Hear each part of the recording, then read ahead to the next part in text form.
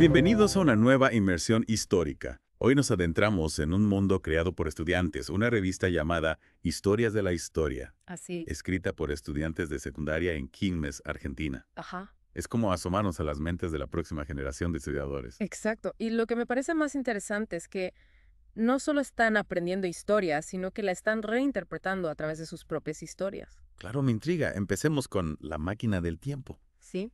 Un viajero del tiempo que queda atrapado en el año 1300 y su mayor problema, Ajá. echa de menos las papas y el maíz. Es un detalle brillante, ¿no crees? Nos recuerda que algo tan común como una papa tienen una historia increíble. Piensan, Antes del intercambio colombino, claro. Europa no tenía idea de su existencia. Es fascinante cómo un simple alimento puede revelar tanto sobre el pasado. Totalmente. ¿Podrías contarnos más sobre el impacto del intercambio colombino? Claro, el intercambio colombino no solo transformó la gastronomía, sino que alteró el curso de la historia mundial. Piensa en el poderío que España acumuló gracias a los recursos del Nuevo Mundo. Claro. Las papas y el maíz jugaron un papel fundamental en eso. Impresionante. ¿Sí?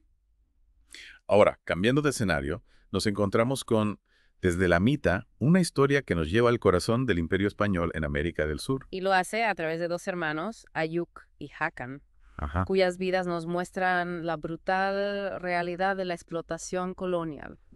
Ayuk, trabajando en las minas de plata de Potosí bajo el sistema de la Mita, y Hakan, esclavizado en una plantación de azúcar en Cuba. La historia de Ayuk en las minas de Potosí es desgarradora. Sí. ¿Cómo era posible que el Imperio Español permitiera un sistema tan cruel como la mita? Bueno, la Mita era una herramienta de control y explotación.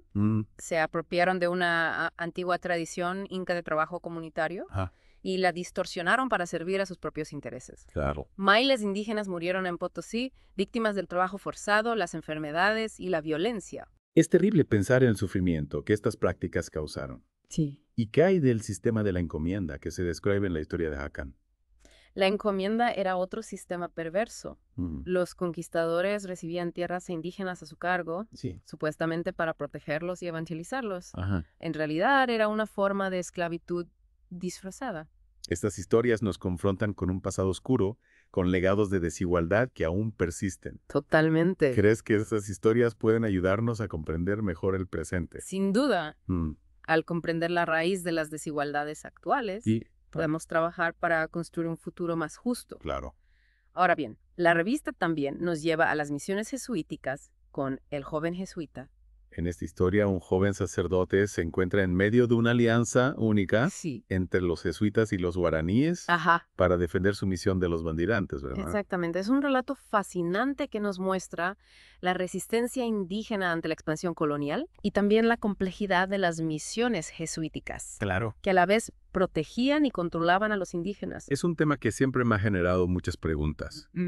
¿Hasta qué punto las misiones jesuíticas fueron una forma de colonialismo cultural? Es una pregunta difícil, sin una respuesta fácil. La veo. Las misiones buscaban convertir a los indígenas al cristianismo, Claro. lo que implicaba cambiar su cultura y cosmovisión. Es un debate complejo Sí, que nos invita a analizar el pasado desde múltiples perspectivas. totalmente. Y hablando de perspectivas, la revista nos ofrece una mirada única a la sociedad inca a través de dos historias. El presagio, Ajá. narrada desde la perspectiva del dios Inti, Increíble. no convergen en la cosmovisión inca, su conexión con la naturaleza y sus rituales. Y lo que me parece brillante Sí. es que la historia presagia la llegada de los españoles. Una sombra que se cierne sobre el imperio. Es una forma muy creativa de mostrar la historia desde una perspectiva divina. Sí, verdad. Y Agricultura en el Collasuyo nos habla de la capacidad de los incas para adaptarse a un entorno tan difícil como los Andes. Es increíble. Sus sistemas de terrazas e irrigación eran obras maestras de ingeniería. ¡Wow! ¿Te imaginas cultivar en las laderas de las montañas con tanta Sí, eficiencia? es asombroso. Sí, Y nos lleva a pensar, ¿podríamos aplicar alguna de sus técnicas en la agricultura moderna? por supuesto.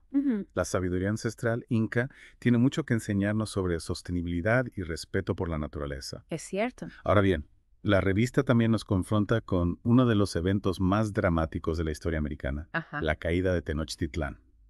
La caída de Tenochtitlán nos relata la conquista española desde la perspectiva de un noble azteca. Exacto. Es una historia conmovedora que nos permite entender el impacto de la conquista desde adentro. Y lo que me parece interesante Sí, es que la historia no solo se centra en la batalla, sino en las experiencias de diferentes personajes. Un noble, un sacerdote, un guerrero, un comerciante. Es una forma de humanizar la historia, demostrar que detrás de los grandes eventos hay personas con sus propias vivencias. totalmente. Y también nos permite comprender la complejidad de la conquista. Claro. No fue solo una cuestión militar, sino que hubo otros factores que contribuyeron a la caída de Tenochtitlán, Exacto. como las alianzas de Cortés con otros pueblos indígenas, Sí. la propagación de enfermedades Ajá. y las divisiones internas dentro del Imperio Azteca, ¿verdad?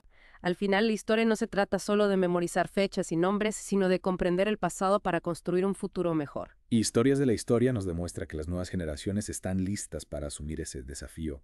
Están explorando el pasado con curiosidad, con sensibilidad y con un compromiso ético que nos llena de esperanza. Para terminar, me gustaría retomar la pregunta que plantea la revista al final. ¿Qué otras historias ocultas esperan ser descubiertas en el pasado?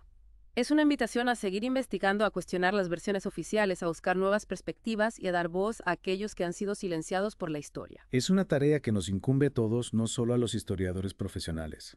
Cada uno de nosotros puede contribuir a la construcción de una memoria histórica más completa, más justa y más humana. Y recordemos que la historia no es algo estático, sino un proceso dinámico que se reinterpreta constantemente.